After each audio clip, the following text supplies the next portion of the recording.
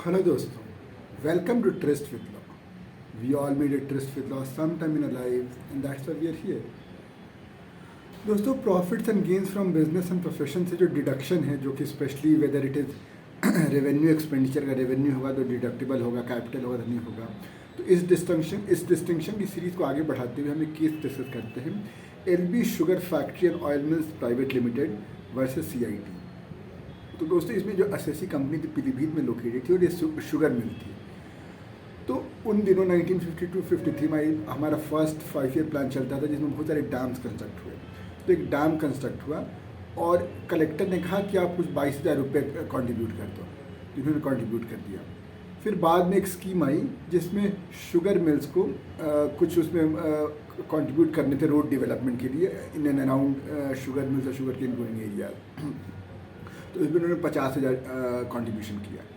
तो इन दोनों ने मतलब कि इस कम एसएससी ने इन दोनों जो एक्सपेंडिचर है इसको रेवेन्यू एक्सपेंडिचर बताते हुए सेक्शन 10(3) में 10(1) के 5 में इन्होंने डिडक्शन लेने की कोशिश की। तो एसएससी ने मना कर दिया, बोला कि it is not revenue expenditure. तो फाइनली जब कोर्ट के पास मैटर पहुंचा तो कोर्ट में ये आर्ग्यू हुआ कि ये जो इन्होंने पेमेंट किया ही पेड एज गुड सिटीजन।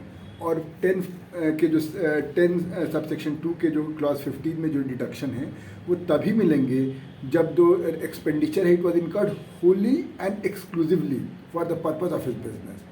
तो कोर्ट ने इस बात को माना। कोर्ट कहती कि आपने जो पहला 22,000 रुपये दिया वो तो आपने बस एज ए गुड सिटीजन दे दिया, और इनफैक्ट वो आपने दिया आफ्टर जो जिस पर्पज़ के लिए वो सब रुपये कलेक्ट किए जा रहे थे रोड कंस्ट्रक्शन द डैम से लेकर, तो उसके बाद आपने दिया। तो it has no connection with your business.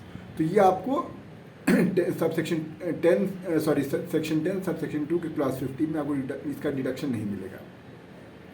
But when it comes to further payment of 50,000, अब इसमें कोर्ट कहता है कि दिस वाज सर्टेनली होली, क्योंकि इसमें अगर रोड बनेगी तो उसका बिजनेस प्रमोट होगा, क्योंकि उस शुगर मिल से वो ज़्यादा मार्केट को टैप कर पाएगा, ज़्यादा रॉ मटेरियल एक्सेस कर सकता है। तो it is wholly and exclusively for purpose of business. Now we have to decide whether it is capital और रेवेन्यू। अगर रेवेन्यू होगा तो डिडक्शन मिलेगा। अब जो एक केस जो मैंने एम्पायर जूट मिल कंपनी में बोला था, तो एक केस एक हेल्सबी केबल्स लिमिटेड का केस है, इंग्लिश केस है। उसमें जनरल प्रोपोजिशन दी गई है जो कि विच इज़ वाइडली एक्सेप्टेड कि अगर कोई एसेट बनता of long term nature, long lasting, तो वो कैपिटल एक्सपेंडिचर में आएगा और नहीं तो रेवेन्यू में आएगा।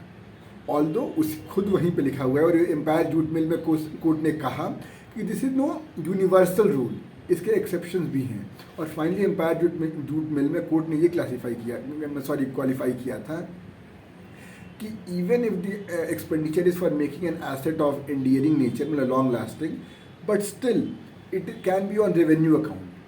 तो इसलिए डिस्टिंक्शन क्या होगा, क्या डिसाइडिंग फैक्टर होगा कि वेदर वो जो पैसा है, वो जो पैसा जो एडवांटेज मुझे आ रहा है वो कैपिटल साइड में आ रहा है या रेवेन्यू साइड में।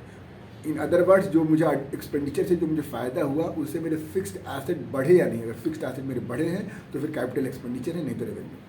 तो कोर्ट इसमें ये कहती है कि जो एसएससी ने पैसे दिए 50,000, उसे कोई नया एसेट अक्वायर नहीं किया। एक रोड बन गई, उससे उसका फ़ायदा होगा बिजनेस के लिए, बट कोई नया एसेट मतलब अक्वायर इसने नहीं किया है। और just as a supporting argument उसने बस कंट्रीब्यूशन किया था, पूरा पैसा तो उसने दिया नहीं था। इसके बाद अब कोर्ट एक केस था Lakshmi ji sugar mills company private limited versus CIT. This also had similar fact और उसका प्रेसिडेंट कोर्ट लेता है। ऑल्दो वहाँ पे एक स्टैट्यूटरी ड्यूटी थी कंट्रीब्यूट करने की, लेकिन कोर्ट का जो जजमेंट आया था, सुप्रीम कोर्ट का ही केस था, it relied not so much on statutory duty, but यही आर्ग्यूमेंट कोर्ट ने कहा था कि इसने जो कंट्रीब्यूशन की है कंपनी ने, उससे जो रोड बने हैं उसे इसका फ़ायदा है, लेकिन कोई एसेट एक्वायर नहीं हुआ है, इसलिए उस केस में रेवेन्यू एक्सपेंडिचर माना गया था। तो by following the precedent because facts are similar, इस केस में भी it is all but natural कि ये रेवेन्यू एक्सपेंडिचर ही होगा और इसलिए डिडक्शन मिलेगा। तो दोस्तों आई होप आपको ये केस समझ में आया होगा और अब तक आपको कैपिटल एक्सपेंडिचर और रेवेन्यू एक्सपेंडिचर में डिफरेंस समझ में आ गया होगा। कोई कन्फ्यूजन, कोई परेशानी कमेंट सेक्शन में जरूर बताइएगा। मिलते एक नए वीडियो में एक नए केस के साथ।